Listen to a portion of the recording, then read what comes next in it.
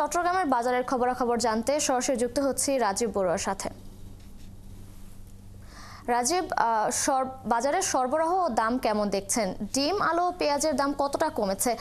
এছাড়া পাইকারি খুচরা বাজারে দামের তফাৎটা কতটা দেখতে পাচ্ছেন?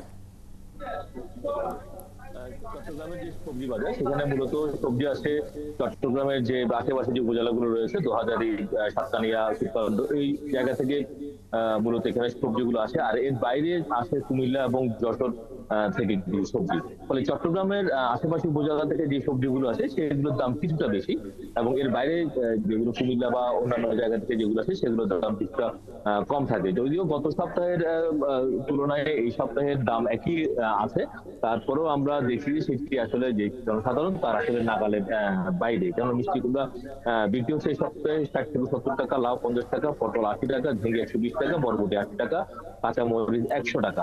এক্ষেত্রে শুধু গত সপ্তাহের তুলনায় কাঁচামরিচের যে দাম সেটি আসলে কিছুটা কমেছে, বাকি যে সবজি সেগুলোর দাম কিন্তু বরাবর আছে। তবে এর মধ্যে আমরা দেখছি যে আলুর দামটা কিছুটা বেশি দাম বৃদ্ধি পেয়েছে, সেটি বিক্রি হচ্ছে 70 থেকে 75 টাকা, এবং যে নতুন আলু যেগুলো ইন্ডিয়া থেকে এসেছে সেগুলো বিক্রি হচ্ছে 150 টাকা। আর এর বাইরে শীতকালীন সবজি দেখছেন, ফুলকপি ফুলকপি বিক্রি হচ্ছে 140 টাকা করে, এবং বাঁধাকপি বিক্রি হচ্ছে 80 টাকা। এখানে বিক্রেতারা বলছেন যেহেতু এখন গ্রীষ্মকালীন সবজির প্রায় শেষের পথে, ফলে গ্রীষ্মকালীন সবজির দাম কিছুটা বেশি, এবং শীতকালীন সবজি যেহেতু আসতে শুরু করেছে, ফলে সামনে সরবরাহ বাড়লে এটি আরো একটু দাম কমবে।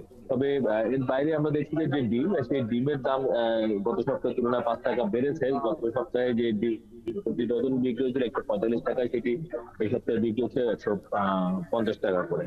আর এর বাইরে যদি মাছের কথা বলি, মাছের দাম কিছুটা বাড়ছে। মাছ, রুই, কাতলা, সেই রুই কাতলা মাছ বিক্রি হচ্ছে 400, 450 এবং 500, 550 পর্যন্ত।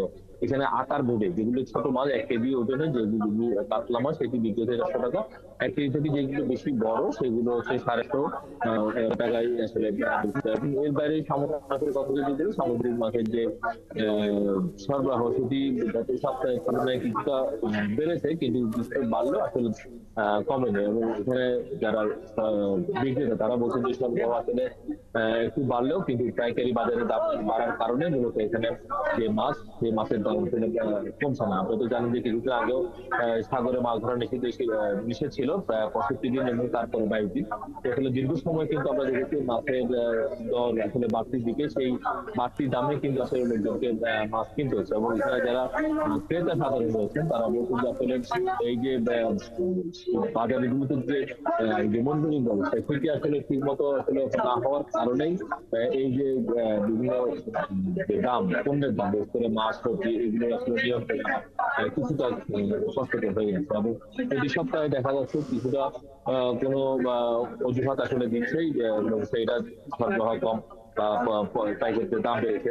ফলে এই বিষয়গুলো মনিটরিং এর জন্য যে সরকারি পর্যায়ে যে করা মনিটরিং দরকার, সেই বিষয়গুলো আমরা আসলে খুব কমই লক্ষ্য করি। বিশেষ করে বাজার মনিটরিং আমরা দেখছি গত 2 সপ্তাহে কিন্তু কোনো ধরনের মনিটরিং টিম কিন্তু আসলে কোনো বাজারে যায়নি। সেটা জেলা প্রশাসনের পর্যায় থেকে হোক বা ভোক্তা অধিকার থেকে হোক, কোনো টিম কিন্তু আমরা আসলে বাজারে যদি দেখি, যার কারণে আসলে বাজার এখন। রাজীব, আপনার কাছ থেকে যেমনটি জানছিলাম আজকে শুক্রবারের বাজারের সবজির দাম সম্পর্কে, আপনি থাকবেন, আমরা আবারও যুক্ত হব আপনার সাথে।